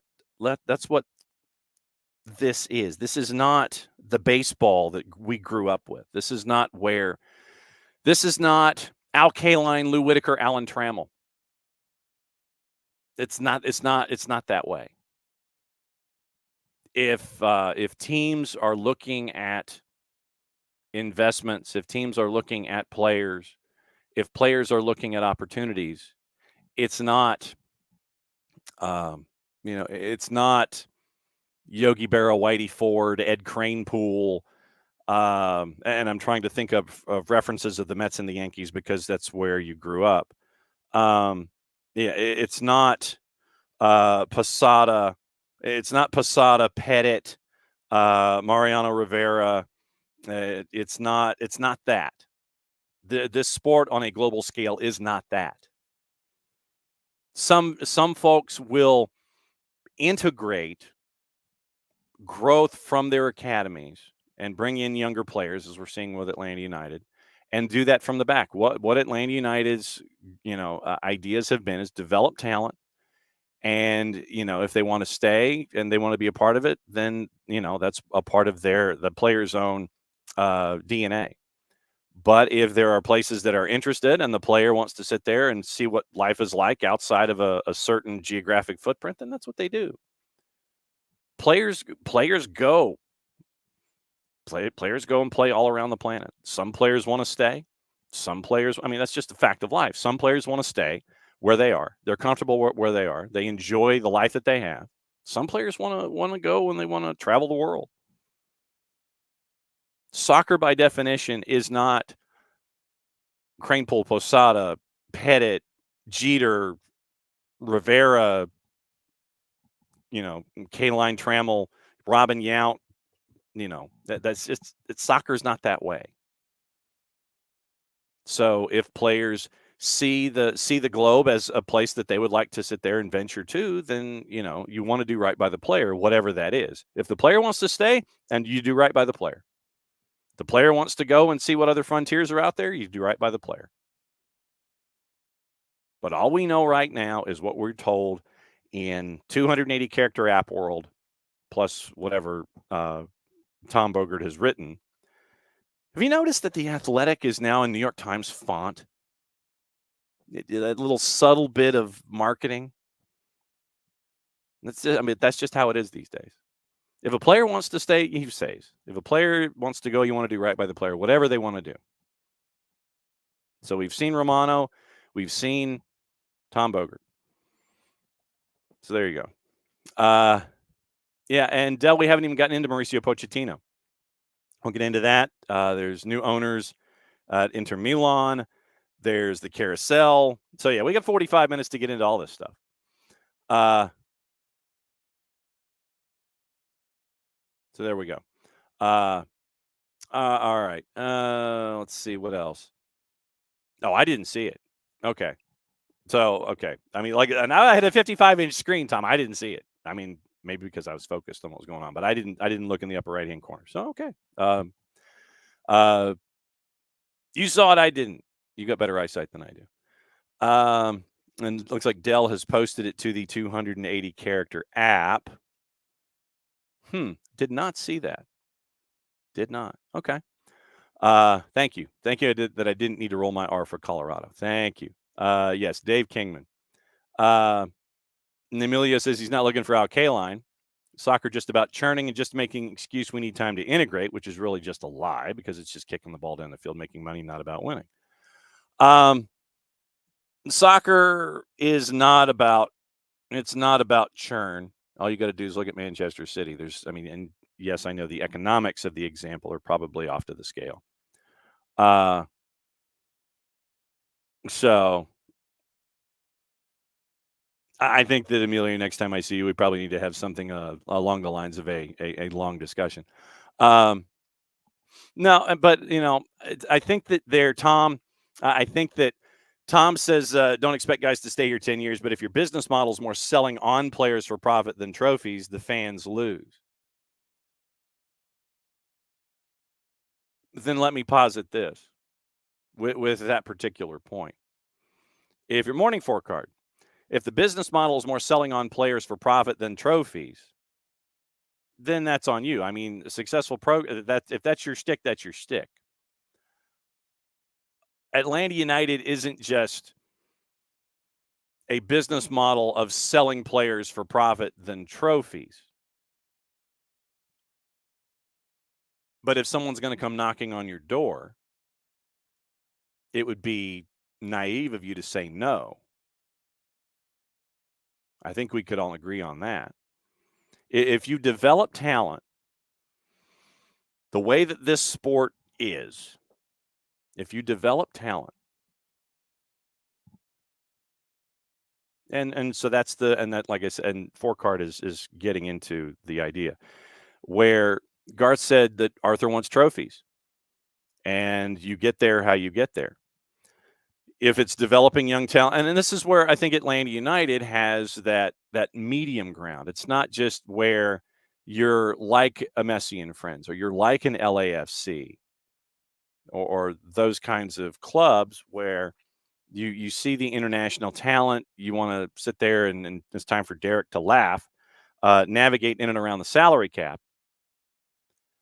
And what you do is, I think you develop from within, and then you find the pieces that will help you from there. You develop everything. You've started the development process from the back. I mean, look at what happened yesterday.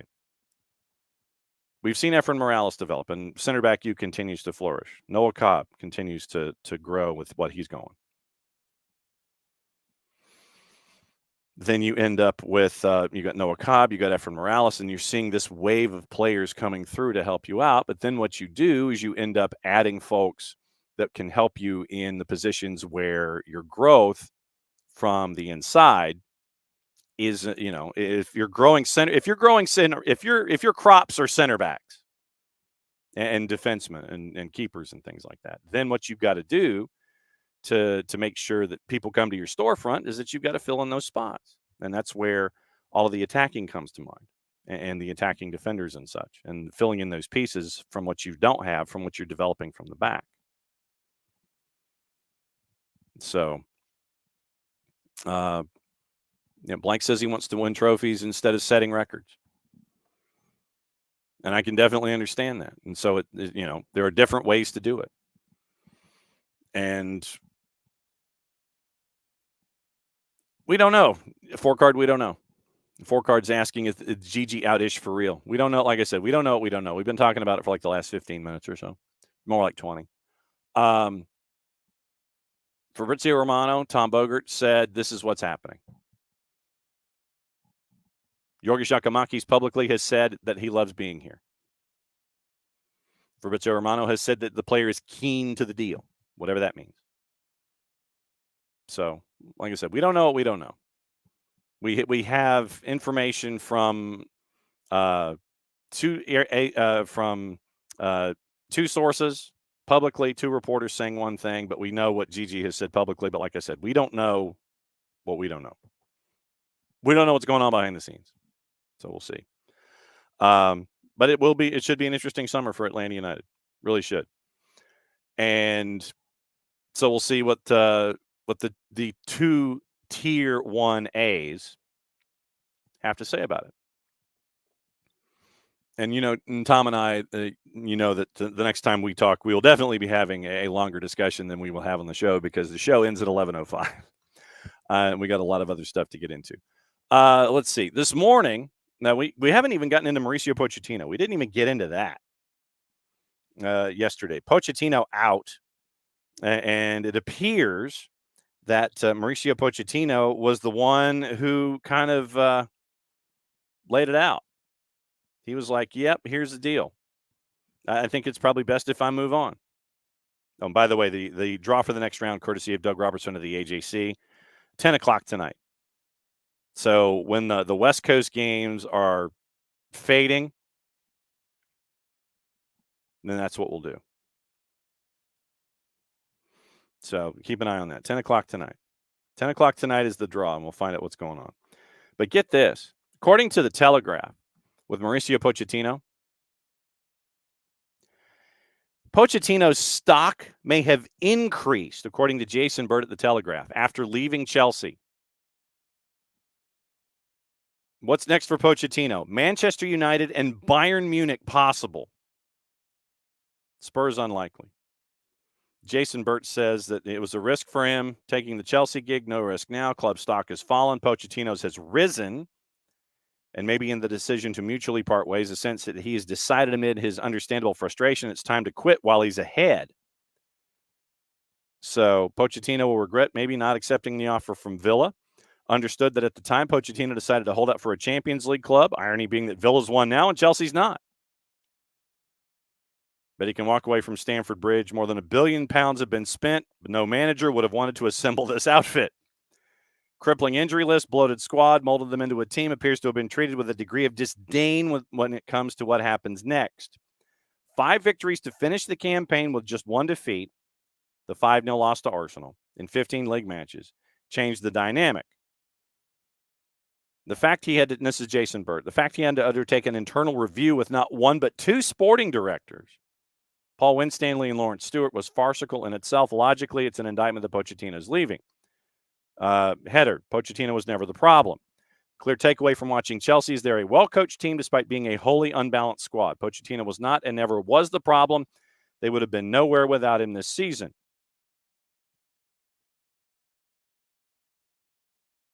Yes. Kind of like the Dallas Cowboys. Full disclosure.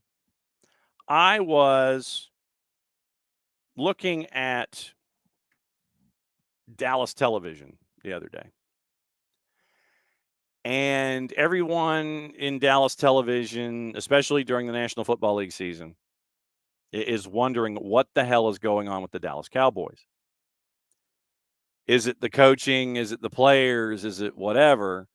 And one particular person in the media in Dallas basically said it's the Joneses. It is Jerry and Steven. And only when Jerry and Steven remove themselves from the day-to-day operations of the club and you bring in actual football people, the Dallas Cowboys will improve. I think what you're seeing with Chelsea right now with Bowley Clearlake is pretty much the same thing. Where you have Todd Bowley wanting to assemble all of these different toys.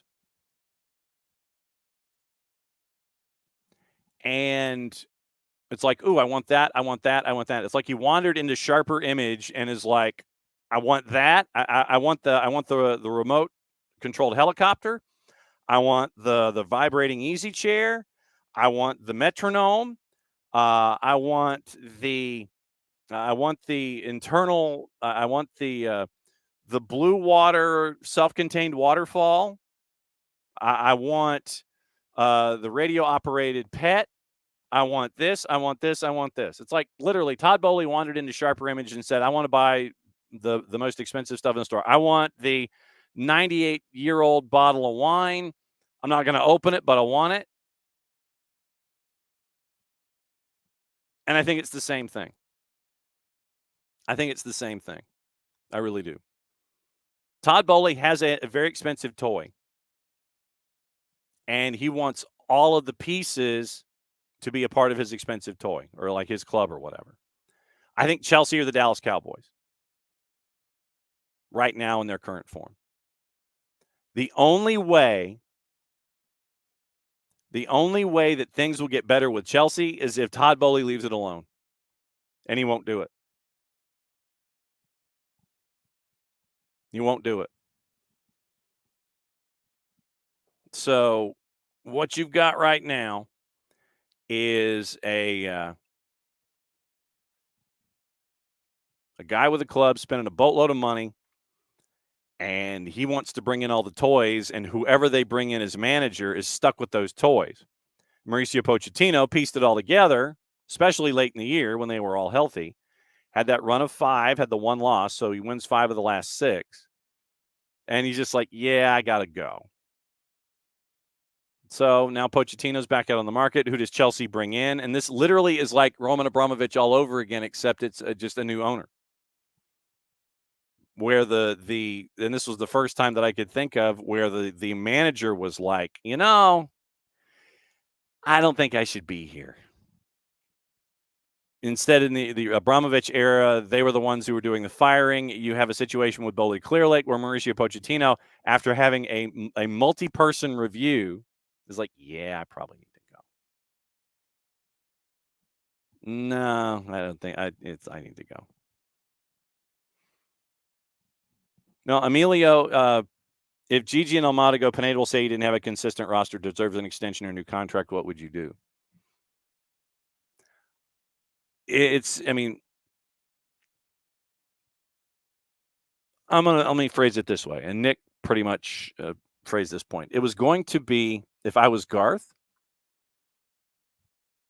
if I was Garth, right now, we do this on the Twitch pitch a lot. It's not pretending. It's having honest discussion. Going into this season, this was a contract year for Gonzalo Pineda. Gonzalo Pineda and Garth Lagerwey knew what the expectations were. That should be the end of the discussion. If expectations are not met, then there should be a serious discussion at the end of this season about an extension. But everybody knows what the expectations were. So this is going to be a quick conversation. It's a quick topic. If expectations are not met, then it is up to the front office to decide whether or not Gonzalo Pineda deserves a contract extension.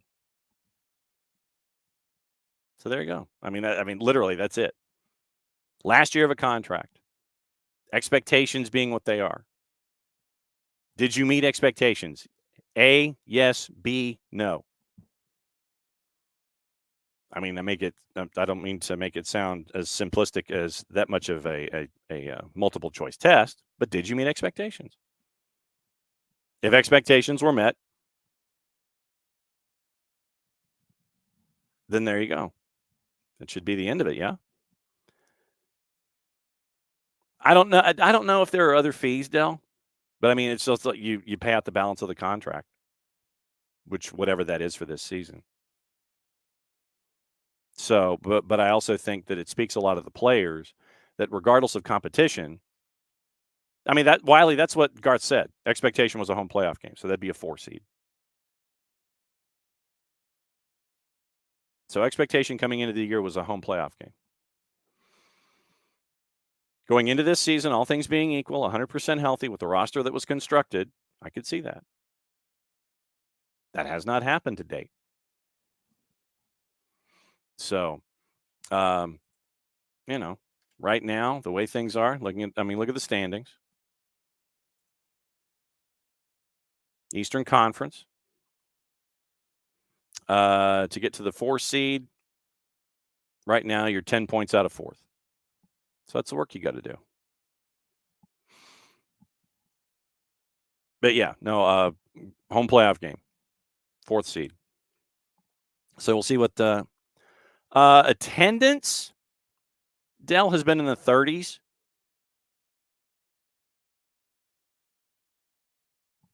Been in the 30s. I mean, obviously the tickets are still purchased, and the announced ticket figures are tickets sold and not butts and seats. So I mean, they've been 30,000s and such. So, so that's what you're staring at. I mean, no, it's not the same 40,000 plus, but you're still getting like 30,000 and such. So that's what you're at.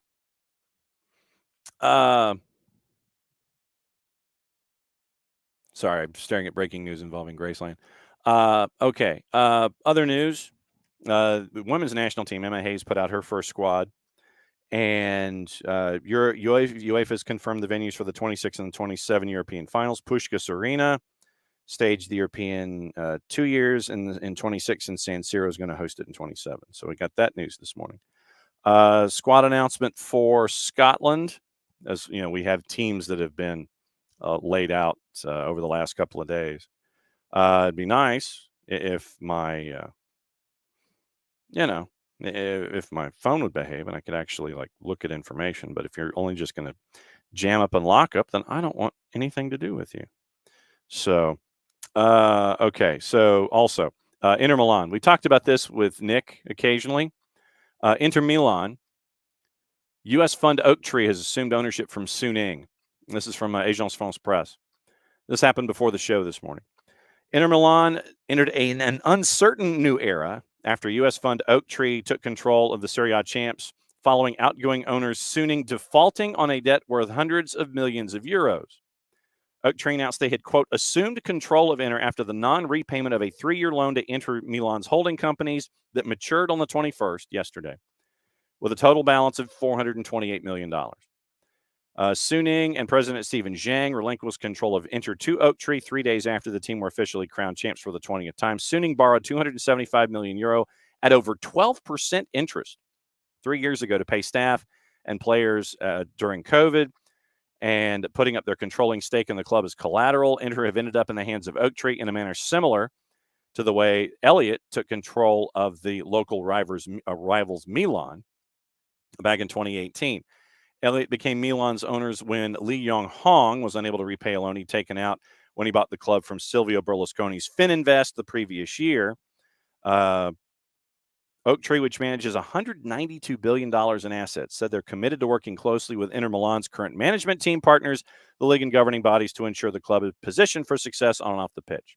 So what we're going to do is, with our two new friends, we're going to report them and block them, and now that I've finally learned how to do this, I feel so much better now that that I can actually do this kind of stuff and actually write down the time that stuff like this happens. So that's one.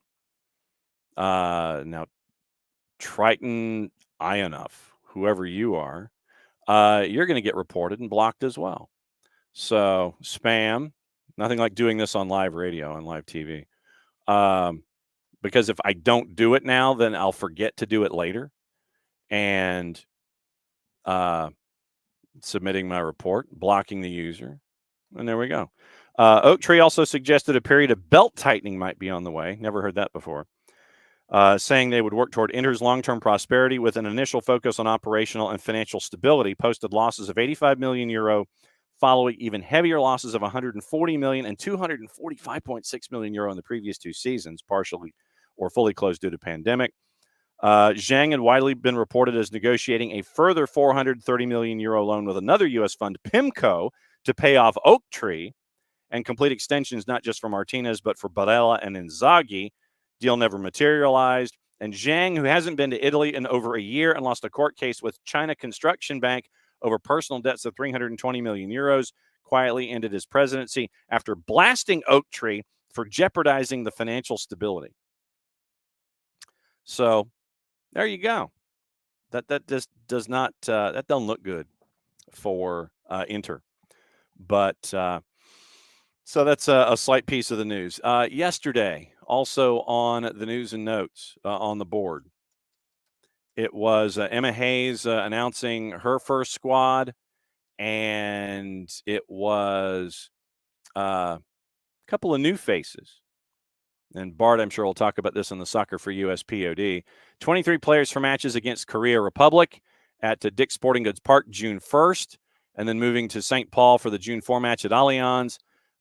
3 keepers, obviously, with Alyssa Nair's injury: Jane Campbell, Aubrey Kingsbury, Casey Murphy. Defenders: Davidson, Fox, Gierma, Kruger, Neiswanger, Sonnet, and Sam Stab getting a call-up. That's an interesting one. Midfielders: Corbin Albert, Sam Coffey, Hal Hirschfeld. Local product gets a call-up. Very, very cool. Lindsay Horan, Rose Lavelle, Lily Johannes. And forwards: Crystal Dunn, Katerina Macario, Alex Morgan, Trinity Rodman, Jaden Shaw, Sophia Smith, Mallory Swanson. So 19 players who helped win She Believes, and features the return of Rose Lavelle, 2 appearances away, becoming the 43rd player to reach 100 caps. NWSL leading scorer, Colorado native Sophia Smith, leads the league in shots and shots on target. Lindsay Horan, also a Colorado native, and leads a contingent of 5 players who played in Europe this year: Macario, Fox, Horan, Albert, and Johannes. Other 18 players come from the NWSL. 27-year-old Chicago Red Stars defender Sam Stab. Stab, Hirschfeld, and Johannes, 3 uncapped players on the roster. Second consecutive call-up for Johannes, who was on the She Believes Cup roster but did not see action in either match.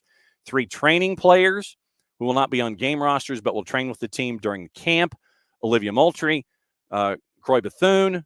You can catch, by the way, we've got some 1v1s with Hirschfeld and Bethune before the season started with the NWSL. They're on the network. And Kate Wiesner. For Bethune and Wiesner, both youth national team vets. It'll be their first training experience with the senior team. Moultrie has 4 caps and 2 goals, scoring both of those in the CONCACAF World Cup.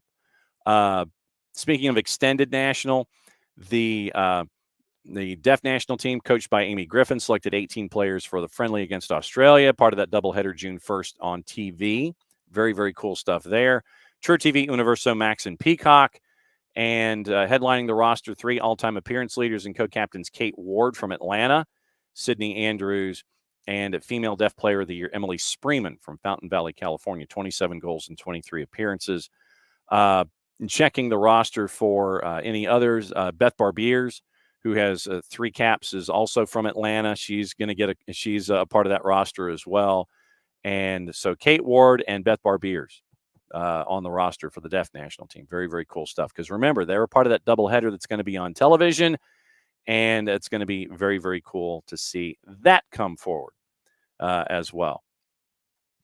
Okay, now that I've gone off the rails, yeah, Hutch, personal debt, absolutely, yes, personal debt.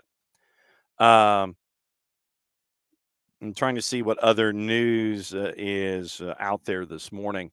As we go, like I said, we talked about last night, the Open Cup draw tonight at 10 o'clock, the matchups. So it'll be before Seattle and Phoenix actually kick off. So we'll know 7 of the 8. And so I'm anticipating that the winner of Seattle and Phoenix is going to stay out west, and it's not going to be some weird A crossover where they're going to have to go from one end of the planet to the other, and see what's going to happen there.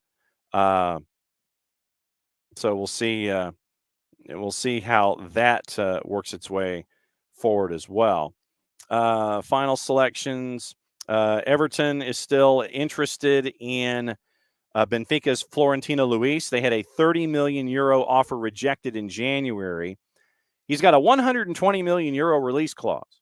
Despite ownership uncertainty, Everton is considering another Luis bid. He's won 2 Premier League titles at Benfica. That's courtesy of our buddy Ben Jacobs this morning. And as things will continue there involving all of that behavior. So Nick is in this morning, and Nick, I mentioned what was going on with Oak Tree taking over for Suning. If you would please grant some context and quoting Vince Lombardi, what in the hell's going on out there? Well, money troubles in Syria is what's going on out there. We have, in the old days of Syria, you had billionaires battling each other for supremacy, right? It was all bragging rights. It was it was an interesting time, right? So you had Berlusconi and Moratti, and then you had Agnelli up at Juve.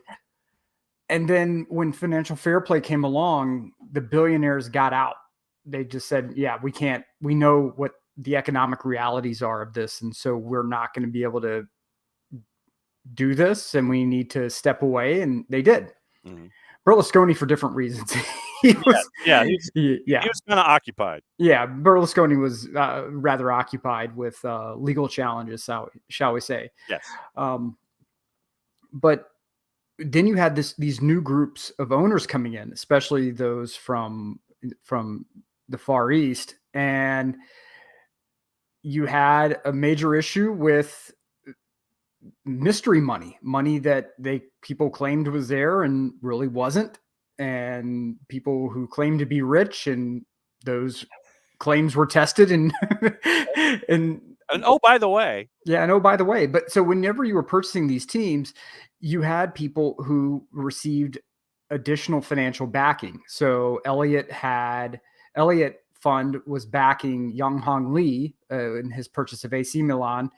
And then you had Oak Tree, who backed the Suning purchase. Now, both of these are American hedge funds, and they specialize in backing distressed assets. Mm-hmm. And there are interest payments that come up with this, right? So you have to make your interest payments. And Young Hong Lee for Milan couldn't even make his interest payments, right? He was trying to get just the interest covered and couldn't make it happen. And so he lost control of the team to Elliott. And then you had Suning, who tried to get delays on payments and tried to get, interest payments put off, and that wasn't able to happen. So Oak Tree took over, and I mean, it's clear in the contract, Willy Wonka, it's subsection C, Article 12, paragraph 2, you lose. And so that's good day, sir. Yeah, that's essentially what's happened now. So now two large American hedge funds have had significant play in Serie A, and it's going to be very interesting. I would suggest, and I'm not an Inter supporter in any way, but I am certainly happy with the fact that a hedge fund is acting as a stopgap to prevent these teams from being like wound up. Right. Yeah. And so to keep them from having to shut down or drop down to the bottom of the table, this is the best option available. You see what happens with Bolton and Bury, and these owners who say, okay, we're bankrupt. Sorry guys, have no more money. And then they just get shut down. Right. But in this case, you're talking about having hard fiscal restraint put into place. The team is still operational. They're not going bankrupt. And what will happen now is that Oak Tree will, and now that they're in complete control of Inter, will say, okay, where are the gaps that we can pave over essentially? And how can we make this financially viable and then sell it? It's exactly what Inter did, or actually what Elliott did with AC Milan. Is right. What's going to happen now with Inter and Oak Tree. Who will come in to buy Inter is going to be one of the great, things to watch coming up. Will it be one of the Middle Eastern nation states coming in to buy Inter? Will it be an American billionaire? And yeah, Hutcho, it is. It is vulture capitalism at its purest. Italy does not have the financial steroid of amazing TV deals. Yeah, they're not answering you. That's a spam. That's a spam call. Yeah, they're calling me right now. Stop talking, Nick. Stop talking. Exactly. But Italy doesn't have that. And I'm, again, like I said the other day, I'm not mad at England for having an amazing TV deal, but they have it and really no one else does. So there are the mechanisms to get yourself out of financial trouble the mechanisms are very limited in Syria. So you have to have things like vulture hedge funds backing you unless you put all of your own chips into play, which there's no American billionaire who's really going to do that. They're all going to have some sort of fund backing them because they want to maintain enough assets, enough liquid capital to be able to, handle the rest of their businesses, not put all the eggs into one basket. The larger question at play here is going to be, what is Syria going to do when you have, because you do have a top four, whether you want to believe it or not, it's Juve, it's Milan, it's Inter. And then from a fiscal perspective, you're probably looking at Roma coming in at 4. You have three of these groups that are outright owned by Americans, and one that's owned by a conglomerate that is led by an American. Mm-hmm. Syria is in a bit of a crisis right now, and financial fair play is a part of the issue. But I'm sorry, the Italian public is also at play here because they have to be the ones to show up. And, across the board, the finances are not looking good. Juve, one of the most successful teams in Europe over the past 2 decades, have been busted cooking the books, right? Yeah. I mean, in what normal world does this happen? If this was England, they wouldn't need to do that. They wouldn't need to cook the books. They would be perfectly fine just cashing those TV deals and moving about their way. The dinosaurs are blocking the progression of calcio. They're blocking the ability by causing these stupid TV deals. And then when they finally do get a good TV deal, saying, well, we might be able to do better, right? We see this with Paramount Plus. So, there's no one magic silver bullet that's going to fix what's happening in Syria, but it will be interesting to see how more American ownership starts shaping the politics of Syria, especially when it comes to racism, because we all know that racismo is a big issue there. Yes. How will they sort that? How will they sort the politics that, that govern the way that calcio is played? And how is that going to butt up against what the Italian public wants? So there's a lot of stuff in play here, but yeah, Hutcho nailed it. Very crystal clear in a very short sentence. Vulture capitalism at play is what's happening. Yeah. I mean, and when you have folks who claim to have this amazing financial portfolio, it's like, hey, I'm here. I've got this. I think, hey, now I want to buy a club. And then you put up whatever wimpy-based economics you have for whomever, and I'll take your money to help me out here. And then you don't want to pay the piper when it's time, especially when you go to a hedge fund at a 12% interest rate, and then you come out over the weekend and you sit there and you wag your finger and go, well, you guys, you didn't treat me right, or you didn't do it fairly, and rar, complete with the rar. This is a you problem for sitting there and overextending yourself in the first place.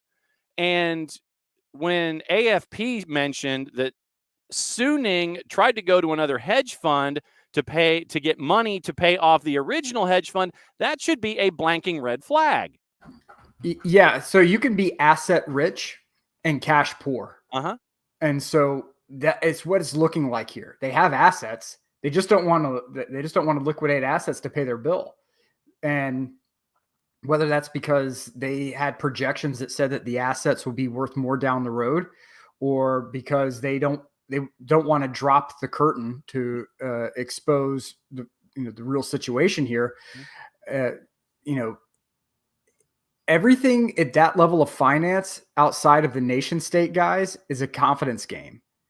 So it's, well, we have assets here and we have assets there and this corporation and we have, I'm sorry, at the end of the day, there's one magical term here, and that is value to shareholders, right? And so if you're a corporation, you have to provide value to shareholders.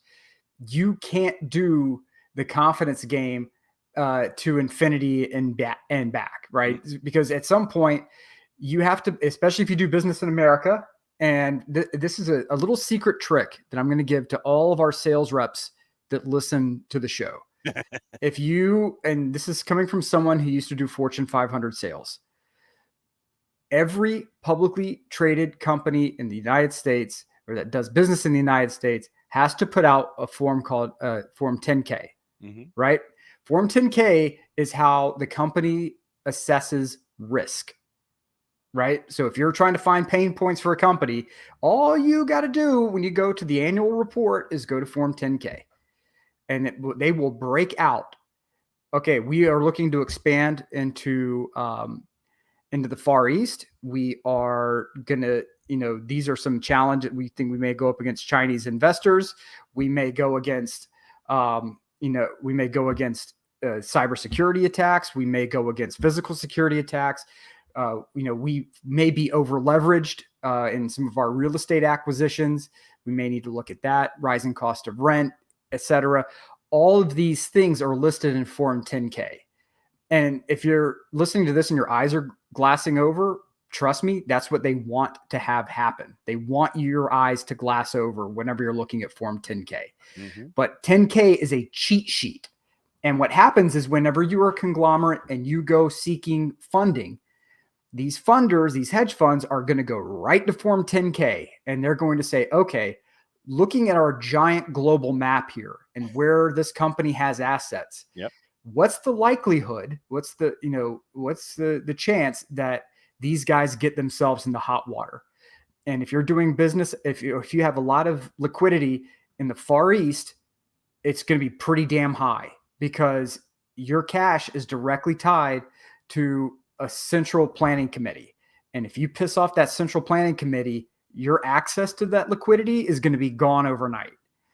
Yang Hong Lee's money evaporated, Suning's money evaporated. And this is where everything tends to go sideways. Nation state, right? Your Middle Eastern countries, they don't have Form 10K, right? They don't have to worry about that. What they do is they just pump more oil. Look, for anybody who wants to get mad at me for saying that, go look at what the primary export for these countries are that are backing these teams, and please get back to me. It is easier for Qatar. It's easier for Saudi Arabia to get these teams out of financial peril. There are more mechanisms for them to get these teams into a better state faster. But from a public perception, from a PR perspective, it is easier to have an American ownership group because you don't have to worry about, the blood money. You don't have to worry about sports washing. It's just, here is some, a-hole American billionaire who's going to come in here and buy the team. So it's far easier and more palatable to have that. So some of these hedge funds, look for an American billionaire to come in and buy Enter. But if the hedge fund says we need to dump this asset as quick as possible and with as little work as possible, it's going to go to a Middle Eastern consortium. And so there's a lot of things to play on here. But again, Form 10K, just look at the billionaire in question, look at the businesses they own, go search Form 10K, and then say, all right, this is an ownership group that can probably survive this, and this is an ownership group that might have a little more difficulty. It's when you start playing in this space, it gets really, really interesting. Yep. Michael Valverde asking, could they take the clubs public or sell shares to communities? Ego and economics would prevent that. They could take here's the thing. Where are you going to take it public is the question. Are you going to take it public in America Are you going to put listed on the American Stock Exchange? Are you listing in Europe? What are the hurdles you have to jump through to do that? Keep in mind, Juve is public, is a publicly traded company. And what all the owners are seeing is what happened with Juve when they started cooking the books, and Guardia di Finanza, essentially the tax man with guns, showed up and started raiding offices. There are positives and negatives to taking a business public, any business. Ask anyone who has grown a business from startup to sort of that tipping point. Do we stay private? Do we go public? The problem with going public is the minute you start introducing, shares, you're going to have a couple of different, I'm trying to go without going too deep in the weeds here. Power's diluted at that point. It's diluted. And there's a difference between you having basic normal shares, right? And then like the premium shares, right? Like the ones where they give you a seat at the table. The A and the B shares. Right. So the main issue you have is you are going to have people who start buying the premium shares, the A level shares, and they're going to want a seat at the table. So when you when you get that seat at the table, who's sitting next to you? Is it these venture cap guys who are going to start stripping your club, right? Essentially what they do is it's like a pump and dump. So they pump in cash to make it appear very stable, to be essentially a sleeping giant is what you're trying to give the illusion of. And then you strip the club for parts, right? Or you strip the business for parts. Look at what happened with Red Lobster, right? Red Lobster used to own, they used to own the dirt that the restaurants were sitting on, right? They used to own the restaurants. So you had more money to play with. Then venture cap came in, sold all the dirt out from underneath the Red Lobsters, charged them rent. And so now you have them declaring bankruptcy. Venture cap doesn't care. They don't care that Red Lobster is going away. They only cared about the fact that everyone came in, they got rich, they got out. So half of big business is not just knowing when to get into business, but it's also knowing when to get out. So you had the .com boom. You had people like Mark Cuban, right? Mark Cuban got in at the .com boom, and then he got out at the right time. So he kept his billions, right? Then you had a lot of other people who got in, got super rich, did not know when to get out, and lost all their money. So these venture cap guys come in and they get all their money and they get right out. So it's this is something that, you did stumble into a business webinar. I'm sorry. But if you want to know why these clubs are dealing with this is why, because the economics are very, very different than what they used to be.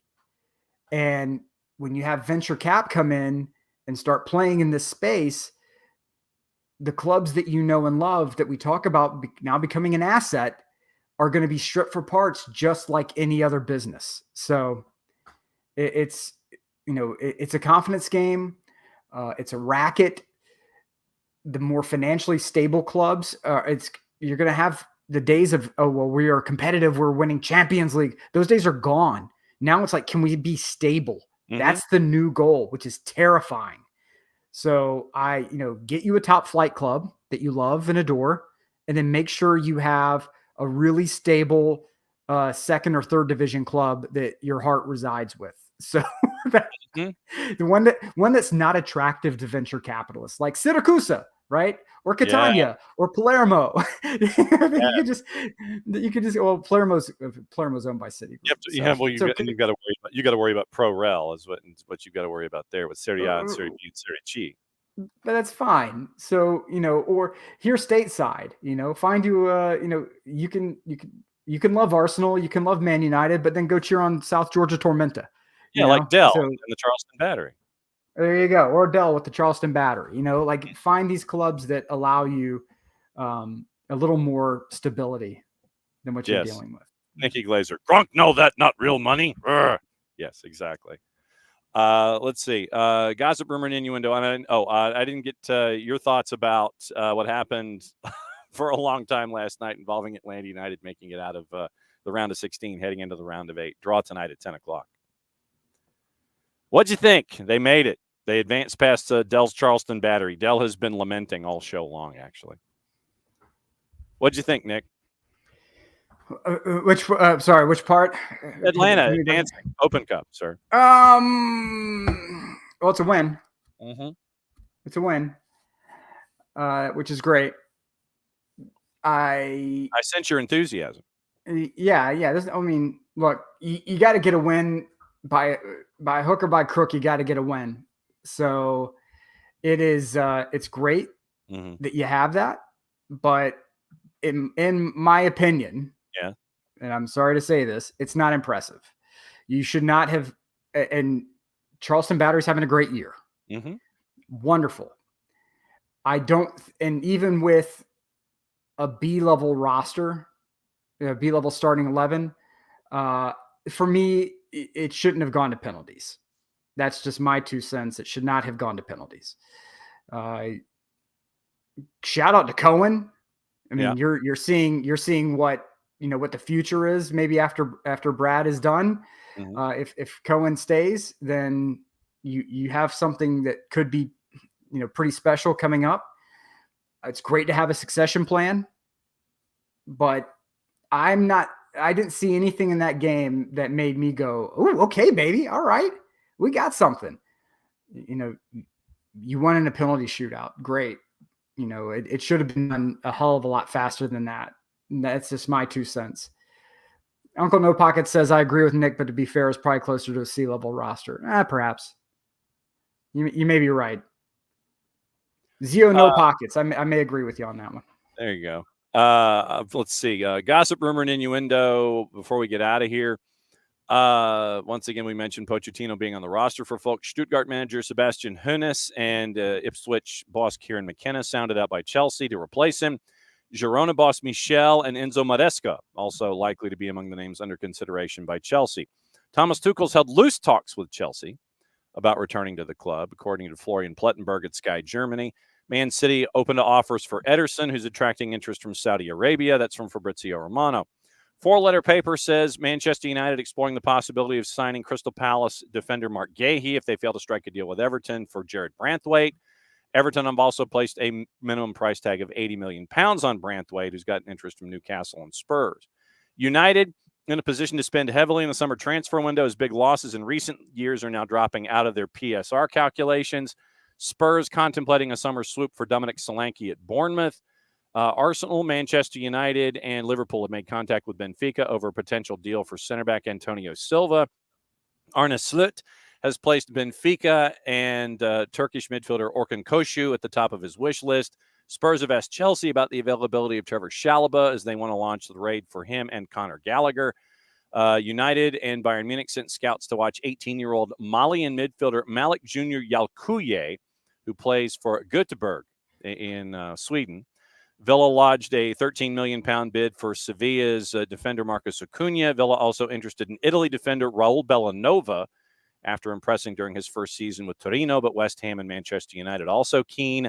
West Ham considering a summer move for Serhou Guirassy, 28 Bundesliga goals for Stuttgart. Spurs will rival Villa for Italy defender Andrea Cambiaso, who is valued at £34 million by Juve. That's from our friends at Calcio Mercato. And Fulham and West Ham have held talks with Corinthians over the possibility of signing 19-year-old Brazilian forward Wesley. That's your gossip and rumor and innuendo for today. A very, very busy day across the board in a bunch of different levels. Yeah. And we got an economics reminder from Nick. I won't say it's a lesson because it's something that we talk about a lot.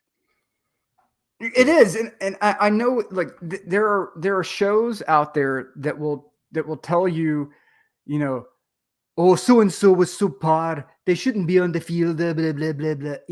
They sit there and they do hot take after hot take, right? Mm-hmm. There's nothing hot take-ish about what's happening out in from the global economic perspective in the sport. Yeah, and it is stuff that you have to be for 5 minutes willing to pay attention to if you claim to be a big fan of these larger teams, because it is a different world than what a lot of these pundits grew up in.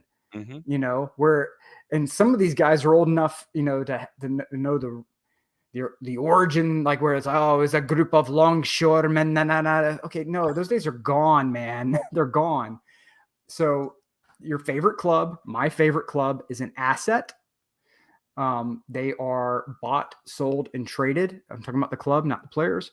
Yep. On a daily basis. So, it would benefit you. It would behoove you, as they used to say in boot camp. They used to say that regularly, to pay attention to this, because it would behoove you to probably put a little bit more of an arm's distance between you and your favorite international club, just because the economics are really, really screwy right now, and the conglomerates are buying them, and they're treating them like an office building in Singapore or St. Louis or Omaha. There's no difference between how the corporation views those assets and your favorite club. And they may say the fans this, the fans that. At the end of the day, if the risk portfolio says, hey, this is an asset you may want to get rid of, they're going to get rid of it. So it is what it is. And Uncle No Pockets and Dell, come on, we must have peace. We must have peace. We must have peace on the Twitch pitch. There's no fighting in the war room. Good luck on that, sir. Let's see. Sergi Boyko has been announced as the man in the middle for LAFC and Atlanta United on the weekend.